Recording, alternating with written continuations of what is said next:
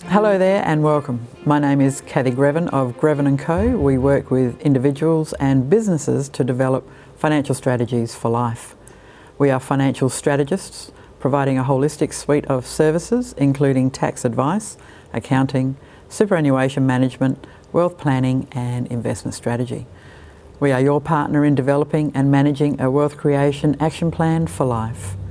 We have put together a series of interview videos that impact the way we connect and do business through COVID-19 and beyond.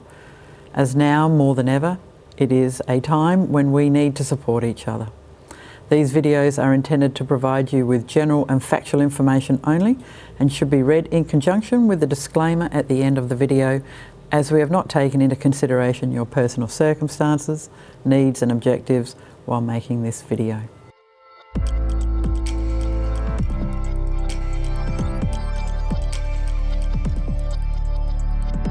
Well, hello and welcome Cassie Mason from Precision HR. Welcome Cassie, how are you today? Thank you, Cathy. I'm well, thank you. How are you? Yeah, pretty good. A lot better than some people, I think, in other states in Australia. Your background is in HR and work health and safety. So, How did you get into that, by the way? Okay, well, I've been running my own consulting business for just 2.5 years now. So I bought an existing business in early 2018 and since then I've been running it with the help of the ex-owner, Beth. So she's been great. She's was looking to retire, so I came on board as a bit of a succession plan. So I used her as a sponge and took her for all she had, and so I owe her a lot. So I have learned a lot in the last couple of years. I started off working in HR a couple of years ago for my family business and realised that I had a real passion for it and love working with people, and I also love the compliance side of it as well. So I studied a Bachelor of Management at uni, and then I went on to do my Master's in Human Resource Management as well, so that I could be a specialist in the industry, and at the same time as running the business, I studied a diploma in work health and safety. Work health and safety and HR come very hand in hand. So They do. I thought I had to be qualified in the area, and I've definitely nothing beats the experience that I've had in the last couple of years working. However, but I love it, and I wouldn't have it any other way. Working for myself is incredible, and I love the flexibility that I have with it. And I'm really entering different stages of the business, and obviously I've just rebranded as well. So we've gone from Grad Consulting to Precision HR. It hasn't officially announced. You're actually here first, so there you go. We've got the scoop, folks. We got the scoop. Fantastic. Yeah, so that's about it. So it's been great, and I've learned a lot over the last couple of years. Yeah. So what sort of makes you unique, or what makes you different from other service providers offering similar services? Yeah. In Adelaide, there is not too many consulting businesses doing what I do, but I think that I'm proactive. Transparent. I know that it's fairly cliche, but what you see is what you get with me. I'm local. You know that when I pick up the phone, you'll be speaking to me and not a 1-800 number or anything like that. And I'm always happy to meet with the potential client first, find out if I can actually help them or not, free of charge, and then go from there. And True. Adelaide's a very small place, so I think it's really important to build networks and make sure that you provide quality services. So, absolutely. Yeah. And, it's funny, we do have a lot of small businesses, and those small business owners seem to think that they can wing it when it comes to HR systems and processes, documentation, all that sort of stuff. So what are the real risks of any businesses that don't comply these days? Yeah, I see this very often, especially in small to medium-sized businesses that don't have their own HR and work health and safety department. And I think many employers, they just think that nothing will ever happen to them, or quite often I'll hear them say, "Oh, it's so unlikely. Why do we need to bother?" Yes. So, but then when it does happen, it's too late, and quite often the fines or the penalties that come with it are really quite significant. So They're it is horrendous. really, yeah, it's very important to get those procedures and those that documentation in place before something happens. And I often say to people, treat it as insurance. You buy pet insurance, you buy car insurance, knowing, hoping that nothing's ever going to happen. So why wouldn't you insure this stuff as well? So I have a couple of great stories around why it is important to implement HR documentation. And when I say HR documentation, I'm talking about contracts, policies and procedures. And when I say work health and safety documentation, I'm talking about safety procedures and that, and teaching the worker or your employee how to do the job safely. So one great example that I have was a story that comes close to home. I was working in a swim school, and I had told the owners that they had to update their work health and safety system. They had lots of risk, etc. They refused to do so.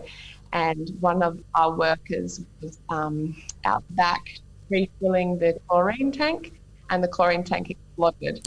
This is a tank she'd been doing this for 25 years. It's an old swim school. Oh my gosh. She wasn't wearing any protective equipment. She was just wearing her glasses.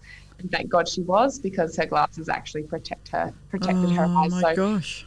Yeah, that was a lesson learned. And luckily they got away with a warning, because there hadn't been any previous incidents or anything like that. So that is really, you don't expect that to happen. So you need to keep everything up to date. Another example, which was quite recent, was a small building client that I was working with. He's just a small guy. He's just got one apprentice with him. And he actually contacted me after the incident happened. So I couldn't really help him beforehand. But he had no documents in place. He'd previously been contacted by Safe Work because of a mine incident, and then failed to do anything about it. And when he was on work site, the apprentice sliced off just the tip of his finger. And so it was because of the nature of the industry, not the nature of the industry, sorry, the nature of the injury. It was a notifiable incident. Yes. So Safe Work had to find out about it. And he was given a $25,000 fine for failing to put in place safety procedures after they had directed him to do so. And he had failed to train the apprentice as well. So we definitely did some work there. And yeah, it's just a lesson learned. And I think it's great to get it out into the networks. It's something to not, you need to take it seriously. So I think that's just a couple of examples. Yeah, I think a lot of people don't realise that when there is an injury that there's a scale as to what needs to be reported. Definitely. A lot of people just think, oh, well, we'll just send them off to the hospital and that'll be okay, So there's all these little traps traps for people who don't take it, well, either not seriously or just discount it, unfortunately. And that sort of led into my next question about, what are the risks businesses owners miss by not implementing these processes or even knowing these. Now, there's Fair Work Australia's got a fantastic website, and there's lots of things on there that people can do, but it's like anything, everyone can do their own tax return because the information's on the internet. The issue is, how long do you take to, prepare your tax return? What's reasonable, and do you know what you're looking for? And you don't know what you don't know. So work health safety is something that I see is very important. And Cassie's been into our business and implemented our policies and procedures, and we've got a fire warden in our office, and we've also got someone who takes care of all those policies and procedures as well. So, and COVID-19, people had to make changes, and we had to make changes as well. So, which sort of brings me into having changes. You've just told me that you've got a new puppy, and now he's asleep at the moment, isn't he? So we don't want to disrupt him. Yeah, I won't bother him. But what's his name? His name is Rio. Rio. So getting a puppy is very much like getting a new employee. I wanted to bring that into the scope. And similar thoughts go into the process of getting the right type of puppy for your personality, very much like getting the right type of employee for your business, culturally fitting. You know, you don't want I saw one day a lady, probably in her 70s, got herself a blue heeler, which is very much a working dog, and she's an old elderly lady who just, you know, they just was such a mixed match that I just thought, nah, you know, you've got the wrong dog for not only your lifestyle. And so getting the right employee is a very important process as well. If we put work health to one side and we just look at the HR side, human resources, that in itself is a whole another video. But how important is it, or what are the right questions that business owners can ask about getting the right person? Is there sort of a checklist or a resource or something that we can use or they can use? Yeah, I think when it comes to finding the right person, and especially if you're hiring for the first time, my main advice would be to just take it slow, because I quite often I see business owners rushing to fill a position, and little do they know that even if they found the right person down the track, you waste so much money in training and development to find that you actually, you know, that wasn't the right fit. And it is because they rushed into it, or they just were so, you know, they had to do it. And I see that all the time. And I mean, I admit to having hired some people that might have not been the right fit, but it's all experience, and it can be really tough. And so that's one thing that a service that I've started offering to employers, is that kind of holding their hand when they're bringing on their first employee. Maybe not their first employee, it might be their fifth employee, but I do find that first-time hires are quite nervous. So yes. I love working with clients and helping them to go through that process and sorting through the Seek applicants. You know, there are so many things that people miss when they're looking at applications, or steps that they miss in the process. You know, from making those phone interviews before you conduct an interview is crucial. You know, checking the references is absolutely crucial as well. Oh, yes. So I think, as we well know, so I think, yes. You know, my advice would be to take it slow.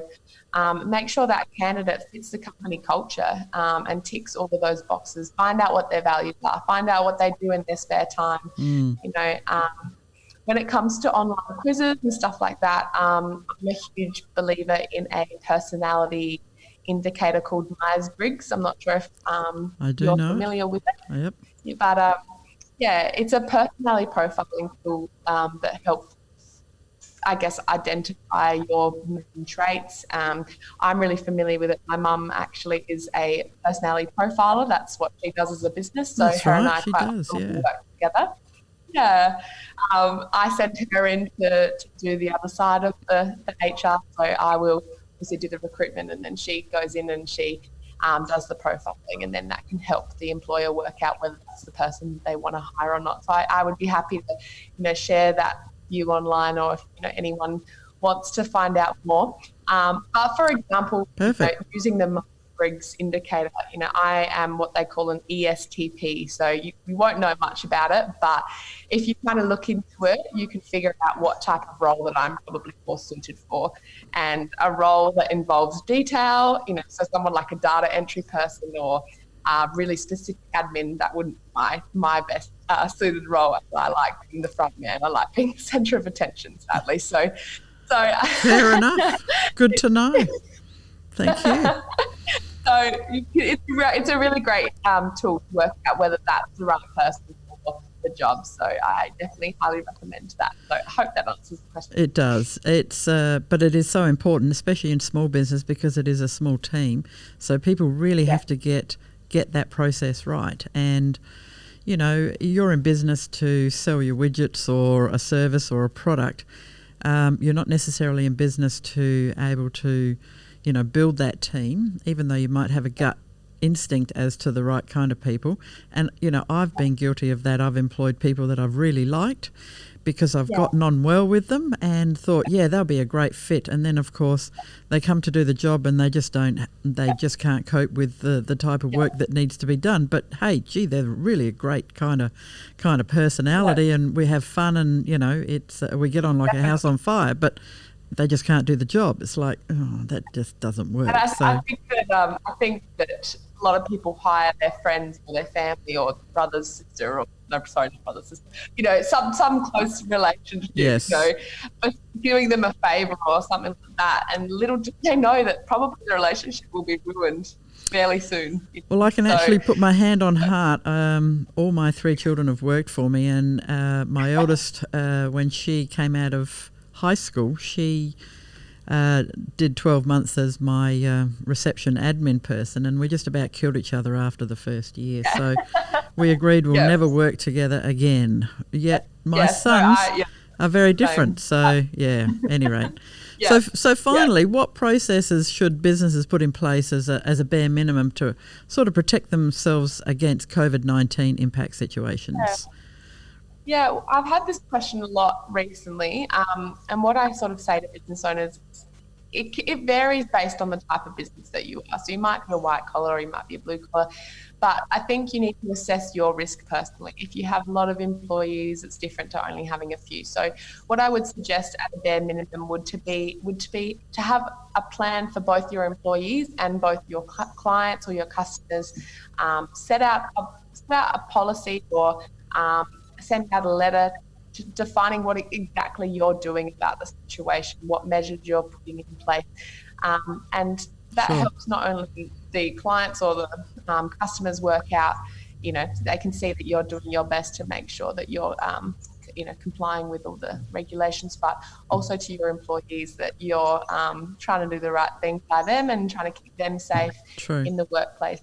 And also just to implement those procedures in the workplace too. So it might be the social distancing and the sanitising and doing what you can, separating the desks and stuff like that. But like I said, I think it's different. It varies for everybody. And, like me, I'm just pretty much a two-man show here. So I can, they can work from home, let them work from home, set some KPIs in place so that they can get, you can measure what they're doing while they're home, or send them home with specific tasks that they can complete. That would be my suggestion, so then if they do go and hang the washing or feed the dog in your work time, at least you know that they're getting their work done. At least they can prove it to you at the end of the day. So very true. That would be my suggestion. And at the end of the day, just stay safe, and we'll hope, like anything, that we stay like this. So Adelaide. That's right. I mean, security is a big thing, or feeling secure that wherever you go and what you do is paramount. So thanks so much, Cassie. Now on screen, people can see your details as to how they can reach out and contact you. But I really appreciate your time today, and thank you so much. And good luck with your new puppy. Thank you very much. Yes. Right. Once he stops biting my ankles, it will be good. Yes. Well, that takes a little bit of time, but all good. Thank you. See you later. Bye.